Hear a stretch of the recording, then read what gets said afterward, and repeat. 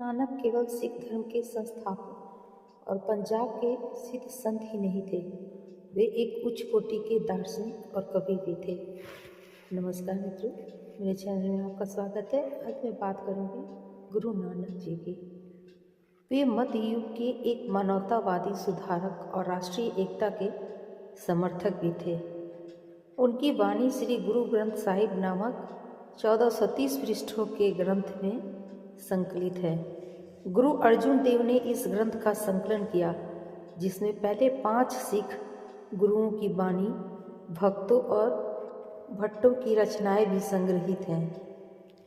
इनमें जयदेव, नामदेव, त्रिलोचन, परमानंद, कबीर, रैदास, मीराबाई, शेख फरीद, सेना पीपा आदि की कई रचनाएं हैं। इस ग्रंथ में 31 रागों में 3384 शब्द और 15,575 बंद हैं। गुरु नानक देव की वाणी में 19 रागों का प्रयोग मिलता है। नानक वाणी में शब्द, पन, असटपंदियाँ, छंद और बाड़ा होती हैं। पद में अगर पहली चीज़ न हो तो दूसरी से वे शुरू किए जाते हैं। यहाँ हम उनकी राष्ट्रीय एकता की देन की चर्चा करेंगे। गुरु नानक देव पूरे हिंदुस्तान भर में घूमे थे। हिंदुस्तान के बाहर भी उन्होंने ईरान और अरबिस्तान तक सफ़र किया। ऐसा कहा जाता है कि उनकी भाषाओं में भी सब भाषाओं के शब्द मिल जाते हैं। पूर्वी पंजाबी उनकी भाषा का मूल आधार है, लेकिन जगह जगह पर खड़ी बोली, ब्रज भाषा, रेखता और कहीं कहीं सिंधी और लहंदा बोली के भी काफ़ी शब्द और मुहावरे उनके यहाँ मिलते हैं। और इस तरह से उनकी ज़बान में एक इंद्रधनुष की सी रंगत पैदा हो जाती है। वे जनता की भाषा में लिखने के कायल थे। पंडितों की ऊंची भाषा में लिखकर वे चकित करना नहीं चाहते थे। बाहरी आडंबरों और अर्थहीन आधारों के बोझ से जब लोग दबे हुए थे, धर्म के नाम पर ऐसी बातों के चक्कर में पड़े हुए थे जो अपना उद्देश्य खो चुकी थी, यह एक सांस्कृतिक और धार्मिक संकट का काल था। उनके कुछ पूर्व ही नामदेव, कबीर आदि महान संतों ने उन कुसंस्कारों, रूढ़ियों और अंधविश्वासों का उत्थापन प्रकट किया था। यह एक सांस्कृतिक धार्मिक संकट का काल था। उनके कुछ पूर्व ही नामदेव, कबीर आदि महान संतों ने उन कुसंस्कारों, रूढ़ियों और अंधविश्वासों का उत्थापन प्रकट किया था। गुरु नानक देव ने ऐसे महात्माओं की वाणियों को बड़े आदर से सुना और समझा था और स्वयं इस अंधकार को दूर करने के लिए मार्ग प्रदर्शन किया था। मध्य युग के संतों ने इस कठिन समय में सहज भक्ति का मार्ग बताया था। अनेक छोटे छोटे देवताओं के स्थान पर एक महादेव के भजन और पूजन का मार्ग बताया था, परंतु उन्हें वह सफलता प्राप्त नहीं हुई जो गुरु नानक देव को प्राप्त हुई थी। G.T. कनिंघम ने बहुत ही ठीक लिखा है कि यह सुधार गुरु नानक के लिए अवशिष्ट था। उन्होंने सुधार के सच्चे सिद्धांतों का बड़ी सूक्ष्मता के साथ साक्षात्कार किया और ऐसे व्यापक आधार पर धर्म की नींव डाली, जिसके द्वारा गुरु गोविंद सिंह जी ने अपने देशवासियों के मन को नवीन राष्ट्रीयता की उमंग में अनुप्राणित किया और उत्तम सिद्धांतों को ऐसा व्यवहारिक रूप दिया कि उनके धर्म में छोटी और बड़ी जातियों को समान मर्यादा प्राप्त हुई और इसी प्रकार राजनीतिक अधिकारों में भी सबको बराबरी का अधिकार प्राप्त हुआ। मध्य युग के अंत संतों का संदेश धार्मिक और सामाजिक जीवन तक सीमित था। गुरु नानक देव ने बृहत्तर सट भूमिका पर रखा। उनके द्वारा संस्थापित भक्ति मार्ग संपूर्ण मानव जीवन को आत्मसात करता है। यह एक बहुत बड़ी विशेषता है जो गुरु नानक देव के पहले भारतवर्ष में सैकड़ों वर्ष तक किसी दूसरे महात्मा को प्राप्त नहीं हुई। भारतवर्ष ने दर्शन और अध्यात्म के क्षेत्र में बहुत महत्वपूर्ण योगदान दिया है, परंतु गुरु नानक देव के सैकड़ों वर्ष पहले से विभिन्न क्षेत्रों के उदात्त विचार अलग अलग डब्बों में बंद से दिखाई देते हैं। बौद्धिक रूप से अद्वैतवाद में विश्वास रखने वाले व्यवहारिक क्षेत्र में ऊंच नीच आदि संस्कारों को स्वीकार कर लेते थे। आध्यात्मिक रूप से एक सच्चिदानंद में विश्वास करने वाले व्यवहारिक रूप में सैकड़ों देवी देवताओं के पुजारी बन जाया करते थे। सिद्धांत रूप में शब्द ब्रह्मा के अस्तित्व को स्वीकार करने वाले व्यवहार के क्षेत्र में यंत्र तंत्र जादू टोना सबको अंगीकार कर लेते थे। जो लोग सिद्धांततः एक परम शक्तिमान ईश्वर को अगजग पारक मानते थे, वही व्यवहारिक राजनीति के क्षेत्र में भय लोभ और मोह से ग्रस्त होकर राजनीतिक गुलाम बने रहते थे। चिंतन और व्यवहार की खाई निरंतर चौड़ी होती जा रही थी। इस पृष्ठभूमि में गुरु नानक देव के उपदेशों से चालित सिख वीरों का इतिहास अत्यंत उज्जवल रूप में प्रकट होता है। उन्होंने एक अखंड सच्चिदानंद परमात्मा को विचार और व्यवहारिक क्षेत्र में समान रूप से स्वीकार किया और इसी वजह से वे बड़ी से बड़ी राजनीतिक सत्य के सम्मुख कभी झुके नहीं। भयंकर सामाजिक रूढ़ियों के पर्वतों से टकराकर भी रुके नहीं और सहज सत्य को सहज ही मानने में दुविधा में नहीं पड़े। गुरु नानक देव ने सत्य को ही एकमात्र लक्ष्य माना और जीवन के हर क्षेत्र में उस एक ध्रुव तारा की ओर ही उन्मुख रहे। उनके संदेश में कहीं भी संकीर्णता, संकोच और दुविधा नहीं है।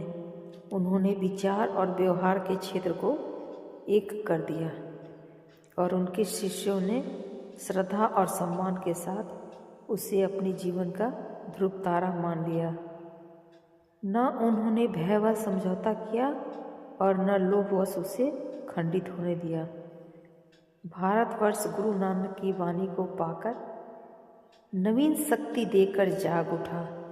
गुरु नानक देव का मंत्र तब तक काम करता रहेगा जब तक उसे उसी विशाल पटभूमि पर रखकर देखा जाता रहेगा। आज हमारा यह परम पावन कर्तव्य कि हम अपने इन महान गुरु का दिया हुआ मंत्र उसी रूप में स्वीकार करें जिस रूप में उन्होंने इसे दिया था। नानक भाग्य और किस्मत के लेखे पर मनुष्य के संकल्प की विजय में विश्वास रखते थे। उनका मत था कि प्रत्येक व्यक्ति में बुनियादी तौर पर अच्छाई होती है।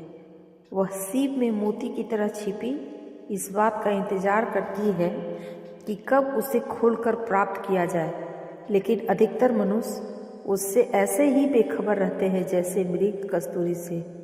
मृग कस्तूरी की खोज में इधर उधर भागता है और शिकारी के जाल में फंस जाता है। इसी प्रकार मनुष्य उस भलाई की तलाश में भटकते हैं और माया के शिकार हो जाते हैं। गुरु का कार्य है और फिर उस खजाने को खोलने में मदद करना। इस बात में शंका है कि नानक एक तीसरी जाति बनाना चाहते थे। सीधे साधे हिंदू धर्म को सुधारना चाहते थे या हिंदुओं और मुसलमानों में एकता स्थापित करना चाहते थे। लगता है कि शुरू में उनका मुख्य उद्देश्य इन दोनों जातियों को एक दूसरे के समीप लाना था। स्वयं हिंदू होने के कारण उनके लिए जरूरी हो गया था कि हिंदू धर्म में सुधार किए जाए।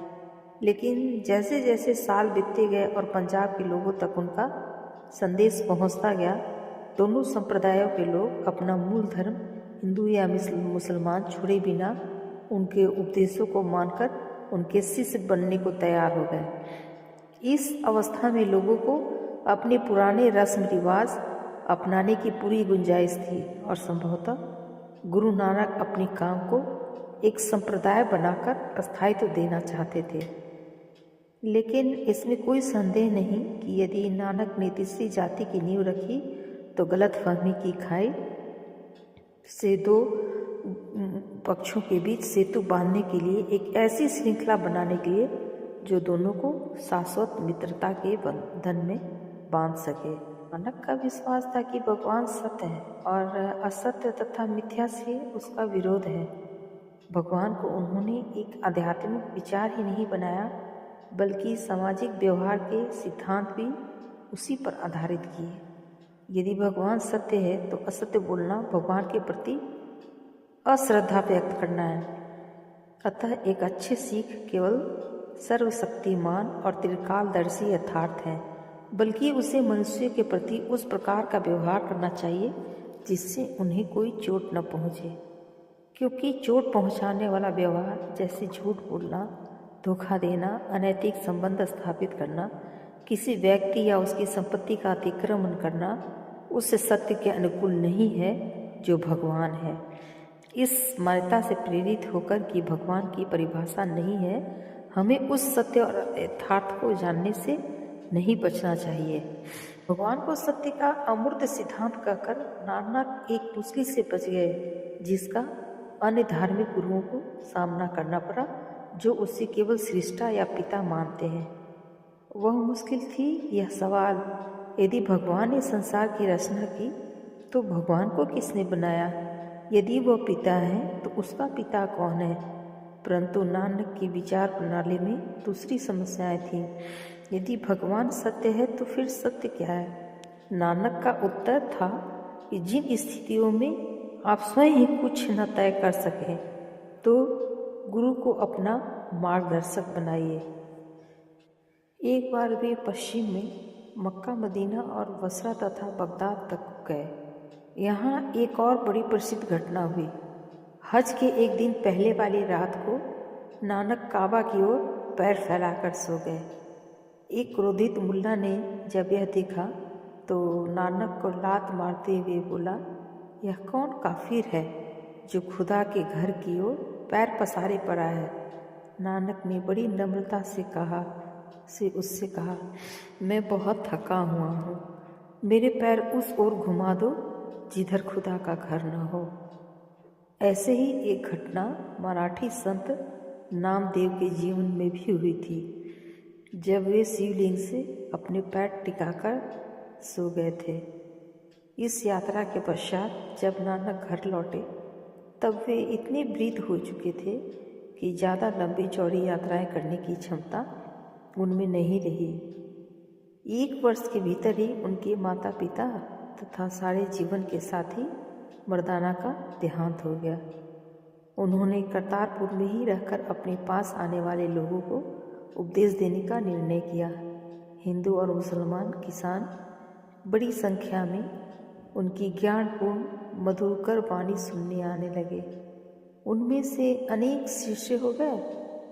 इसी से पंजाबी शब्द सिख का जन्म हुआ। 22 सितंबर 1539 को 69 वर्ष की अवस्था में नानक का स्वर्गवास हो गया। ऐसी किंवदंती है कि हिंदू और मुसलमान दोनों ही उनका शरीर लेने आए। एक धर्मावलंबी उनकी हिंदू के रूप में अंत्येष्टि करना चाहते थे तो दूसरे उन्हें मुसलमान मानकर दफनाना चाहते थे। इससे पहले कबीर को उनकी मृत्यु के पश्चात यही सम्मान प्राप्त हुआ था। नानक भी इस अपूर्व सम्मान के हकदार थे। वे 46 वर्ष तक यात्राओं और उपदेशों द्वारा हिंदुओं और मुसलमानों का प्यार तथा विश्वास जीतते रहे। बड़े स्नेह के साथ उनके बारे में कहा जाता था, गुरु नानक शाह फकीर, हिंदू का गुरु, मुसलमान का पीर। गुरु नानक की रचनाओं से उनके व्यक्तित्व की जो तस्वीर उभरती है, उससे लगता है कि वे अपार काव्य प्रतिभा वाले बड़े संवेदनशील व्यक्ति थे।